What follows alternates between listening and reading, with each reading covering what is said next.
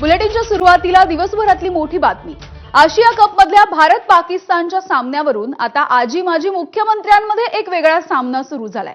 एकीकडे उद्धव ठाकरेंनी मोदी सरकारवरती टीकेचे बाउन्सर टाकायला सुरुवात केली, तर दुसरीकडे मुख्यमंत्री देवेंद्र फडणवीसांनी याच बाउन्सरला फुलटॉस मध्ये बदलून सिक्सर लगावण्याचा प्रयत्न केलाय। 14 सप्टेंबरला होणाऱ्या भारत पाकिस्तान सामन्याला ठाकरेंच्या शिवसेनेनं कडाडून विरोध केलाय।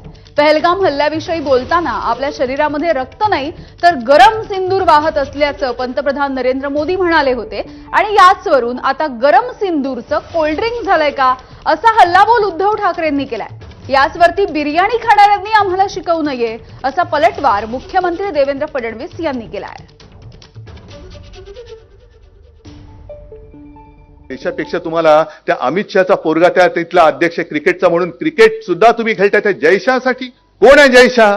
त्या तिकडे जो धारातीर्थी पडला आपला सैनिक किंवा ते जे काय आपले नागरिक मारले गेले त्यांच्यापेक्षा मोठा आहे, त्याच्यापेक्षा क्रिकेट मोठा आहे। आपले पंतप्रधान म्हणाले की खून और पानी एक साथ बह नहीं सकता।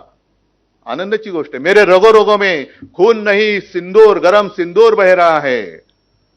मग त्या गरम सिंदूरचं काय आता कोल्ड्रिंक झालं? रगो में सिंदूर आहे म्हणणाऱ्या नरेंद्र मोदीचं आता सिंदूर कुठं गेलं? भारत पाकिस्तान मॅच क्रिकेट खेळ पहिलेच सांगितलं असं आहे, जावेद मियाँला घरी जेवायला बोलवणार आहे तुम्ही स्वतःतलं, पण मला त्याच्यावर बोलायचं नाही। त्यांनी एकदा आरसा बघावा।